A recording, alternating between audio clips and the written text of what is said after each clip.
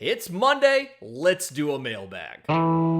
You are Locked On MLB Prospects, part of the Locked On Podcast Network, your team every day.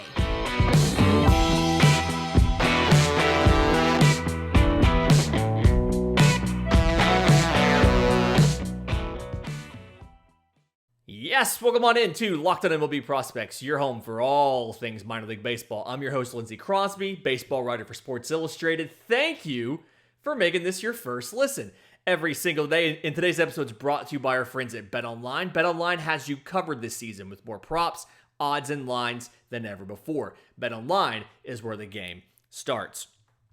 As we do every Monday, we're taking your questions because on this show, we give the people what they want. So this first question comes from Steven on Twitter. If you have questions for the show, I'm on Twitter at Crosby Baseball. The show's on Twitter at Locked On Farm, or you can email us, lockedonmlbprospects@gmail.com.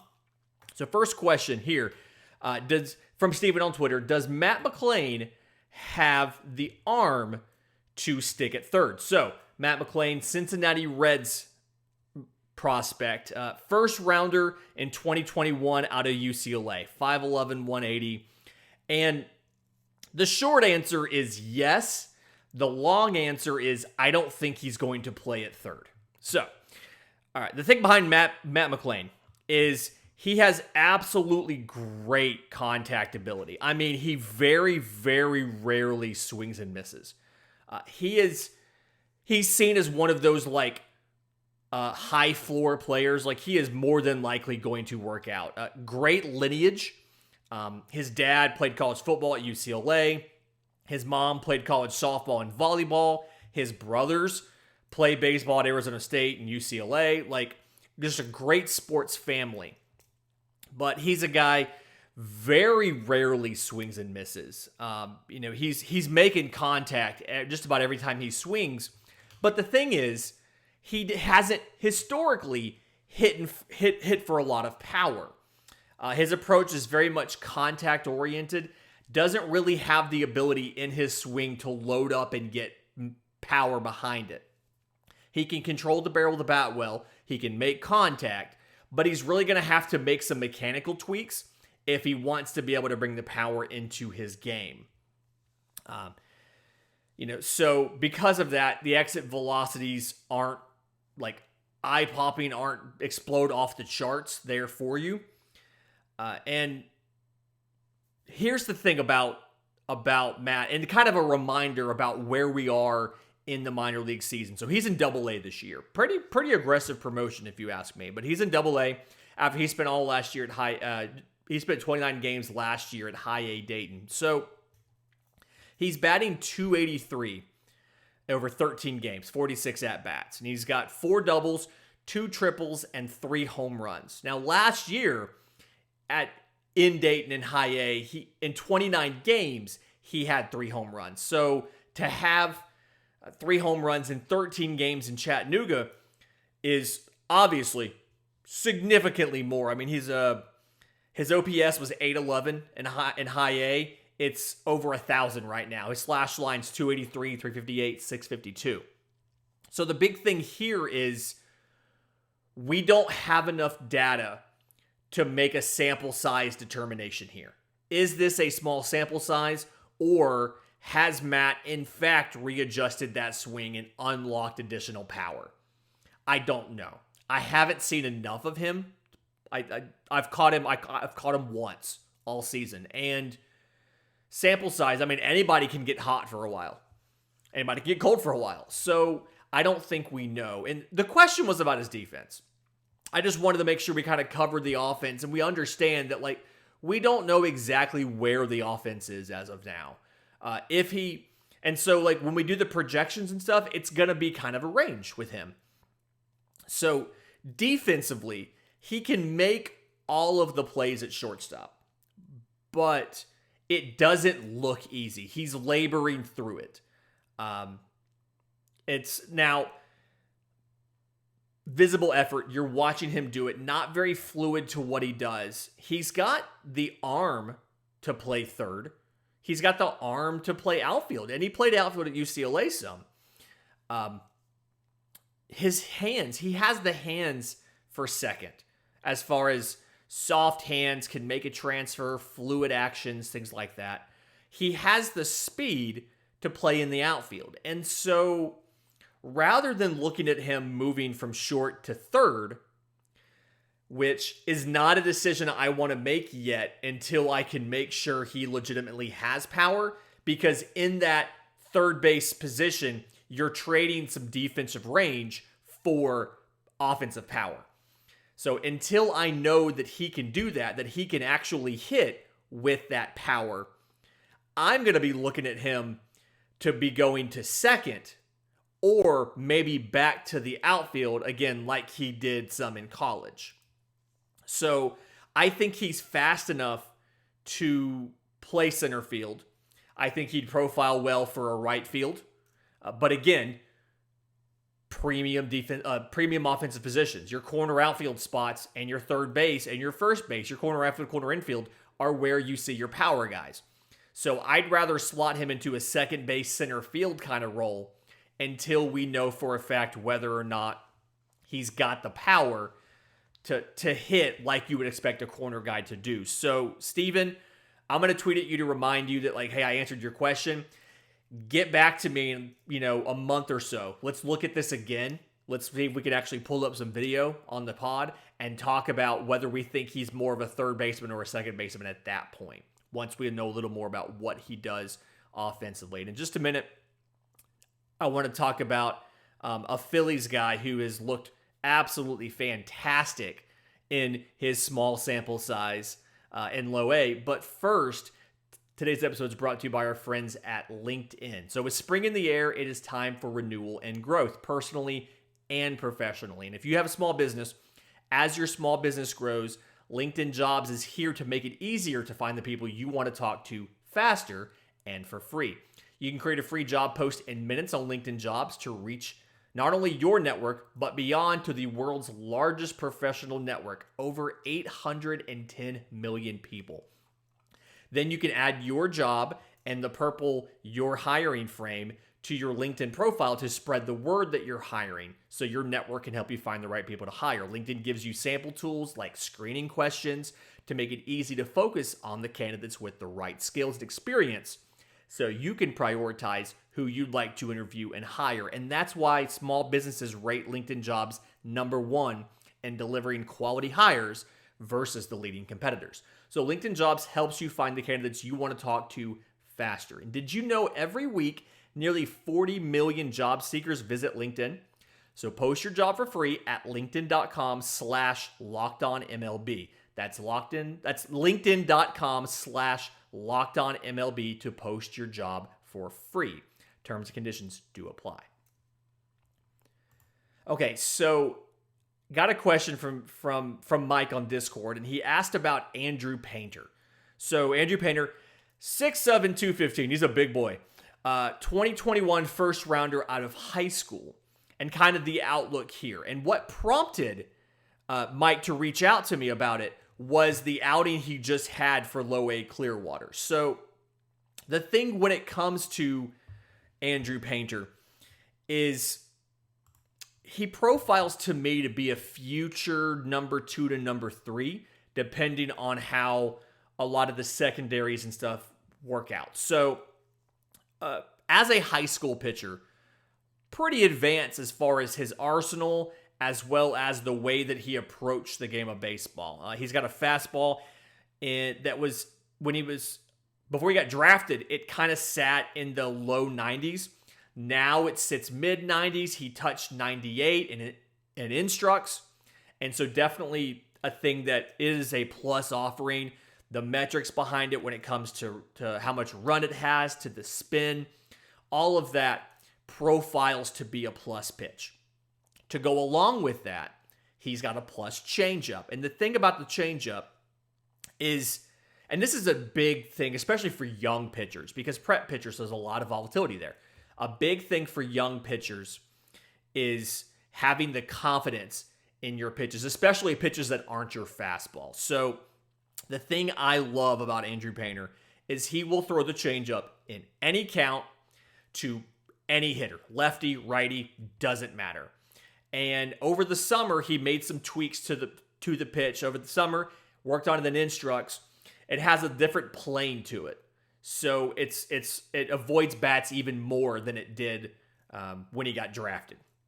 Now, to go along with that, he's got an above average slider. It sits kind of in the mid 80s. It's got good spin to it. I think it could have more depth. That's something he can work on as he gets a better feel for it. And then he's got an above average curveball that can flash plus, but something where he needs to get more consistent with the release point on it. So you take all of this, you take this arsenal of 4 pitches, all of them at least above average, 2 of them plus or the potential to be plus on the regular. You give him very good control, plus control, and then he has a delivery that's smooth, that's repeatable, and then all of this is coming from a 6'7" guy, so it's got that downhill attack to it. Because where his release point is, and obviously being as tall as he is, he gets that downward slope to the plate.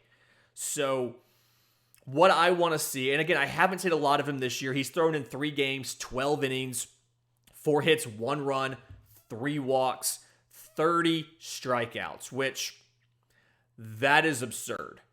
So I think it was last Monday was the outing. Started the game with a strikeout, gave up a double, got a fly out to get out of the inning, and then started in the second, 13 straight strikeouts. You look at his K through 9 right now is 22.5, and he has rookie ball last year. He was at 18. He had 12 strikeouts in 6 innings. So the kid is good at what he does, but something where things like that kind of get your attention relatively quickly. I want to see them move him from low A to high A. We've talked about this on the show before. I am big into aggressive promotions of pitchers.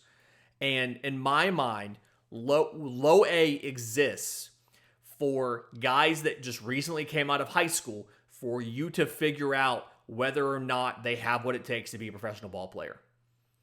And if you can strike out 13 straight hitters at that level, you're too good for that level. So move him to high A, and I'd expect, it'll probably be a couple starts. You want to give him a few more times out there to make sure he just wasn't having one of those 1 in a million nights. But Andrew Painter is a guy that needs to be in high A by probably the end of May. And I would be looking, again, because I'm big into aggressive promotions, I would be looking by the end of the season to get him into Double A. Give him an end of season promotion to Double A where he has an opportunity to face the upper minors in a whole different level of competition, because either A, he succeeds and you feel really good about what you have going into the offseason, or he fails, but he fails in ways with which he can learn from it and he can go to instructs, go to fall ball, and fix that. You saw him over the last break. Got better at the changeup. We needed to see changes from the changeup. He did that. I want to see him get more consistent on the release point for the curveball. I want to see the changes he's made to the changeup stick. So move him to high A in the next month or so.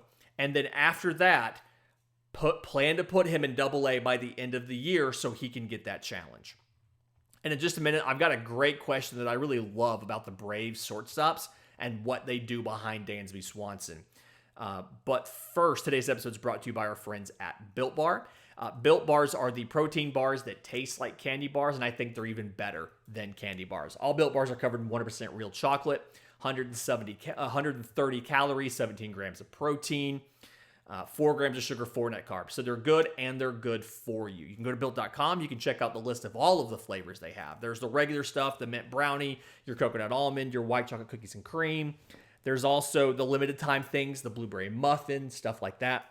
And then the other offerings that they have. They have puffs, which are chocolate-covered, protein-infused marshmallows. And I was on a different Locked On pod just the other day, and the host said, you know what? The puffs are great in your coffee in the morning, and blew my mind.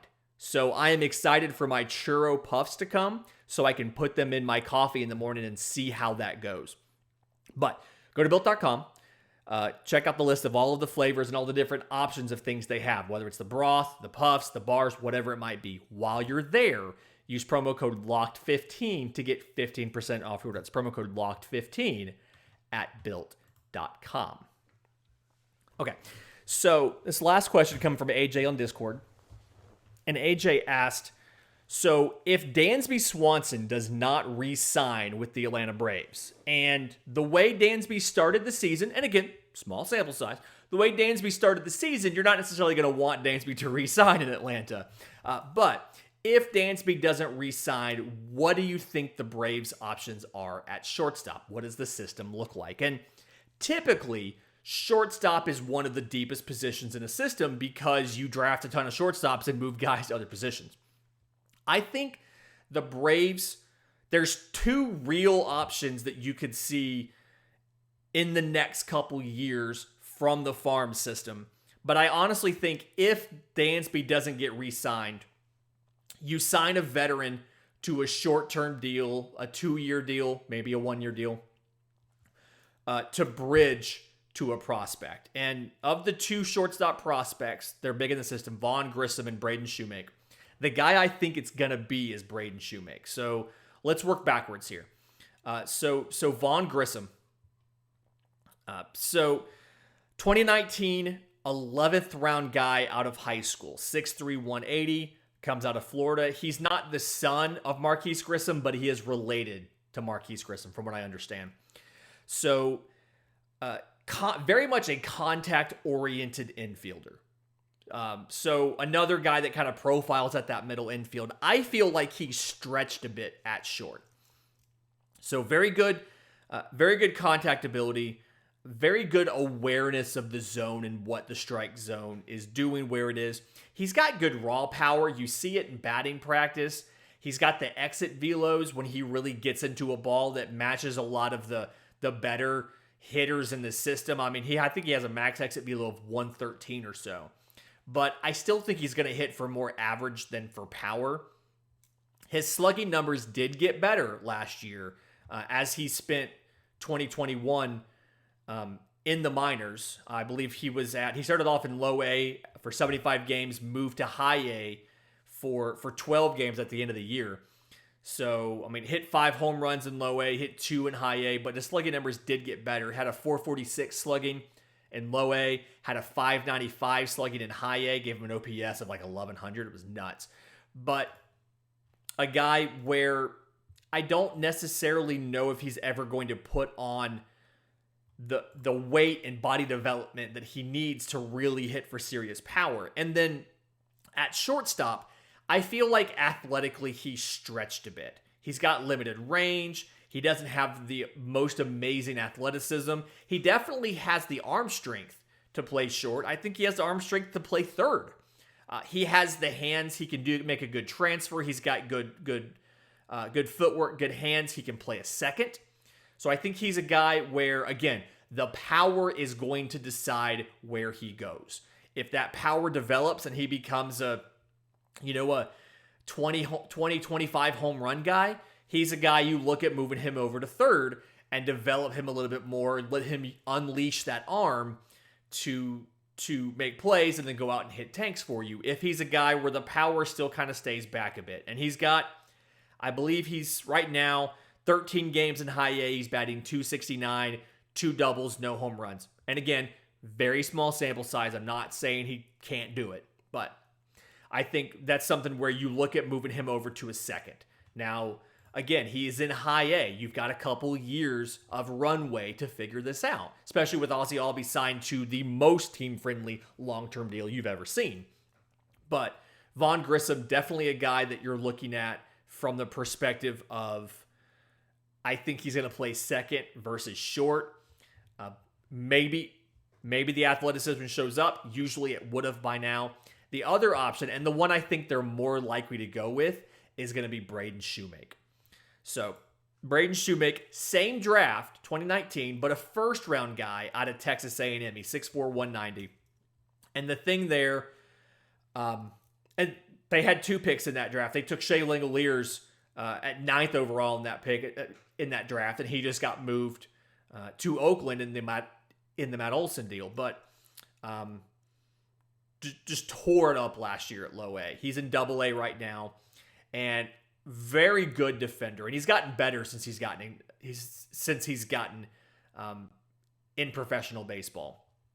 But a guy that started off very slow in Mississippi. I mean, in May, he was like 0.99 batting average. 0.99, .158, 183 was his slash line. But he adjusted, and from June to the end of the season, he had a 110 WRC plus, so weighted runs created plus, up 100's average, so above average there. Hit 265, 303, 462 from June on. The overall line doesn't look great. The overall line for last year is like a 228 hitter because, again, that beginning of the season was so bad. But he did it. If you take that out, it does look better. Now, offensively, he makes good contact, similar to Grissom. Very good plate awareness, very good quality of contact.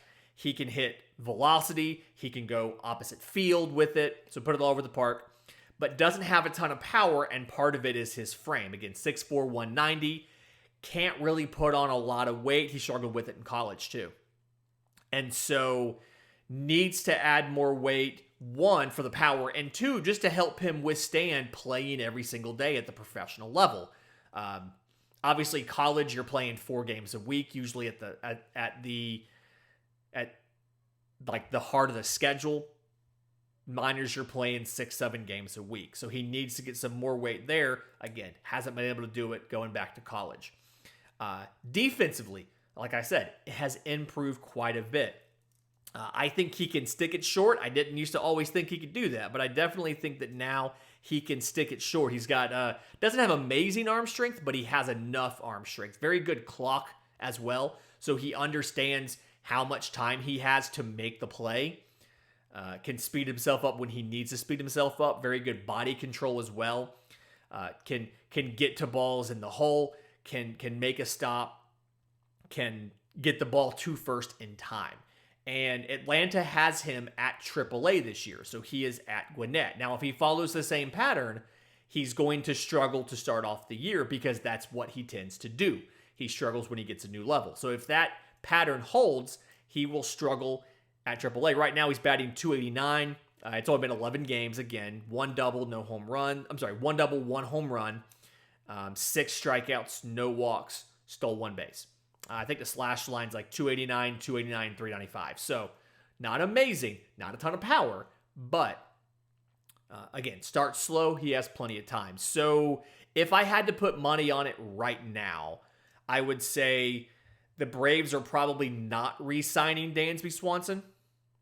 And part of that is Dansby's, like the season Dansby is having as of right now. And again, small sample size, but Dansby Swanson's an incredibly streaky hitter. He'll be awful for 3 weeks, and then he'll be great for 2 weeks, and then he'll be average for a month, and then he'll be awful for 2 weeks again. Defense is historically really good with Dansby Swanson. He's a great leader, and actually, now that Freddie Freeman's gone, he's actually the longest tenured Brave in the clubhouse, believe it or not. But if the season looks more like the start of this season, I don't see them signing him to an extension, partly because of that, and partly because his agents are the same agents that Freddie Freeman had. And the consensus around the baseball world, players, front office folks that we talk to, agents, things like that, are that the agents were the ones that screwed up Freeman's negotiations with the Braves.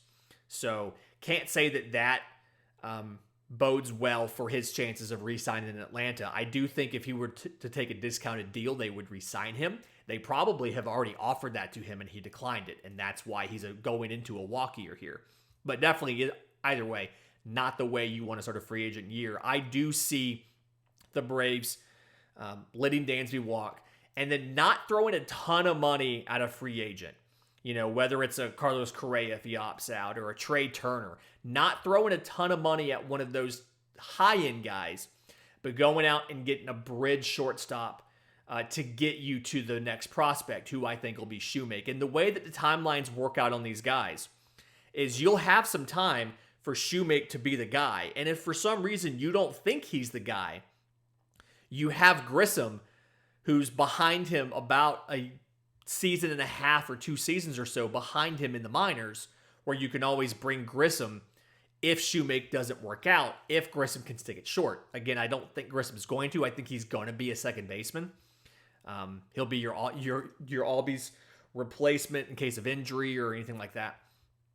So bridge vet, I don't know who the vet would be, but if Swanson doesn't resign, I see a bridge probably playing all of 23 in the majors, and then some point in time during 24 handing things over to Shewmake, unless he just tears it up this year and he takes the job coming out of camp next year.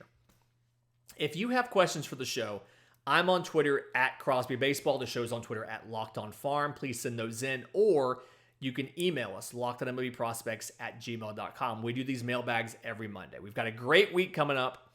Really excited to bring it to you. But until then, this has been Locked On MLB Prospects.